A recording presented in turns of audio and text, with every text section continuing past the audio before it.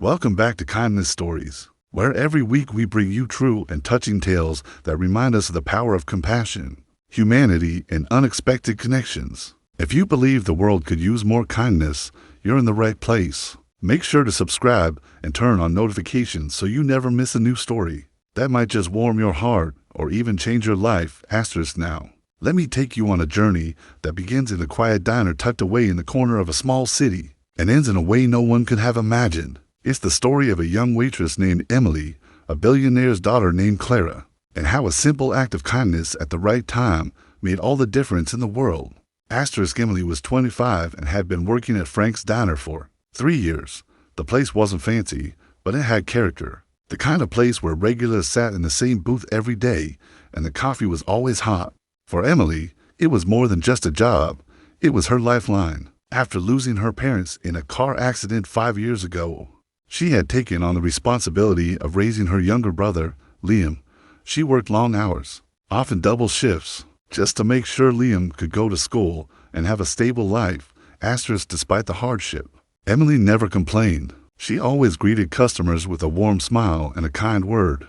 Her coworkers admired her for her strength and resilience. She was the kind of person who remembered your usual order, who'd offer you a cup of soup on the house if she thought you looked like you were having a rough day. The kind of person who listened. It was a rainy Tuesday afternoon when Clara first walked into the diner. She was tall and painfully thin, with sunken cheeks and hollow eyes that seemed to look right through people. Her designer coat, soaked from the rain, clung to her small frame. She took a seat in the farthest booth, away from the few other patrons, and sat there quietly, not even glancing at the menu. Emily noticed her immediately. There was something fragile about the young woman, something that made her heart ache. She approached the booth with her usual gentle smile. Hi there. Welcome to Frank's. Can I get you something warm to drink? Clara looked up, startled. It was clear she hadn't been expecting conversation. She hesitated, then whispered, "Just water, please." Emily nodded and returned moments later with a glass of water and a small bowl of homemade chicken noodle soup. "On the house," she said softly. "It's cold out there. This will help warm you up." Clara stared at the soup as if it were some kind of foreign object. She didn't touch it. She didn't even thank Emily. She just sat there, her fingers wrapped tightly around the glass of water, staring out the window as the rain continued to pour. Emily didn't press her. She knew better than to force kindness. Instead, she kept an eye on her from a distance, checking in quietly every so often. After nearly an hour, Clara left without a word, leaving the untouched bowl of soup and a $10 bill under the glass. The next day, Clara returned. Same booth, same request. "Just water." Emily repeated her actions. Water and a bowl of soup, gently placed on the table. This time, Clara looked at the soup a little longer. Her hands trembled as she picked up the spoon. She brought it to her lips and took a tiny sip. Her eyes welled up with tears. "It's good," she whispered.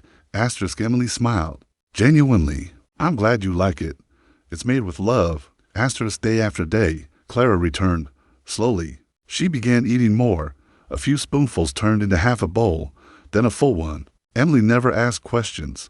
She just kept showing up with warmth and consistency. She spoke to Clara like she would anyone else, not treating her like she was broken, just human. That made all the difference. After weeks, Clara finally opened up. "My name is Clara. I haven't eaten properly in over 2 years. I've been to every specialist, every rehab center. Nothing worked, but something about this place, about you. It feels safe."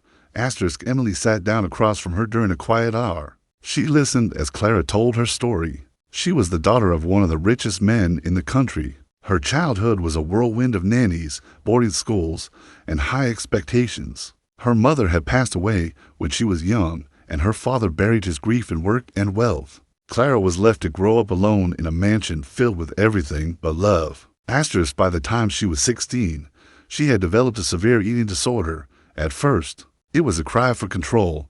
Then, it became her identity. She withered away while the world praised her for being thin. Her father threw money at doctors and nutritionists, but never once sat down to ask her how she felt. "I'm 22 now," she said quietly. "And until I met you, I thought I'd be dead before 20-3. Emily's single quotes eyes filled with tears. But she didn't let them fall. She reached across the table and took Clara's hand. Asterisk, you're not alone anymore, she said. Asterisk, the next morning, Emily arrived for her shift as usual, but something was different. There was a sleek black car parked out front, and a man in a sharp suit standing by the door. He approached her as she stepped inside. Asterisk, Miss Emily, my name is Marcus. I work for Mr. Hawthorne. Asterisk, Emily blinked, confused. Who? Asterisk, Clara's father. He'd like to speak with you. Asterisk, Emily followed Marcus outside, where another man waited by the car. He was tall, with silver hair and piercing blue eyes. He looked powerful, but tired. He extended his hand. Asterisk, I'm Robert Hawthorne. I believe you've met my daughter, Clara. Asterisk, Emily nodded, unsure of what to say. Asterisk, I wanted to thank you. He continued. My daughter has been sick for a long time. Nothing we tried helped. Then she started coming here. She speaks about you constantly. She says you listen, that you didn't judge her, that you made her feel human again. Asterisk, Emily felt a lump in her throat. Asterisk, I didn't do much, she replied. I just gave her soup and kindness. Asterisk, that's more than most have done, Robert said. I owe you a debt I can never repay, but I'd like to try. Asterisk, over the next few days, everything changed. Robert offered to pay off Emily's student loans and set up a college fund for Liam. He bought the diner from his aging owner, who had been looking to retire, and gave Emily full ownership. She was now the proprietor of Frank's Diner. Asterisk, but that wasn't all. Asterisk, Clara continued to visit every day, not just to eat, but to heal. She and Emily formed a bond deeper than friendship. Clara started volunteering at local shelters. Inspired by Emily's selflessness, she even started a foundation to support young people struggling with eating disorders, naming it after her late mother. Asterisk, as months passed, Emily's life blossomed in ways she'd never imagined. She was no longer just surviving, she was thriving. The diner became a beacon of hope in the community, a place where people came not just for food, but for connection, for warmth, for kindness. Asterisk, one evening, as the sun set behind the city skyline, Clara stood beside Emily at the diner's counter.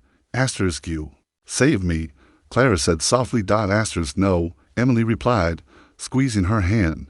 You saved yourself. I just reminded you how. Asterisk, and that's the heart of this story. Asterisk, sometimes the smallest act, a bowl of soup, a warm smile, a moment of listening, can change the course of a life. You never know what someone is going through, what burdens they carry in silence, but kindness, real and genuine, can break through even the darkest of storms. Asterisk, Emily didn't set out to change a life. She was just doing what she always did, treating people with love, and in doing so, she reminded us all that we have the power to heal one another in ways we may never fully understand. Asterisk, so the next time you see someone sitting alone, or someone who looks like they've lost their way, remember Emily, remember Clara, remember that a little kindness can go a long, long way. Asterisk, thank you for watching Kindness Stories. If this story touched your heart, share it with someone you care about. And remember, no act of kindness is ever wasted. Asterisk, stay kind, and see you next time.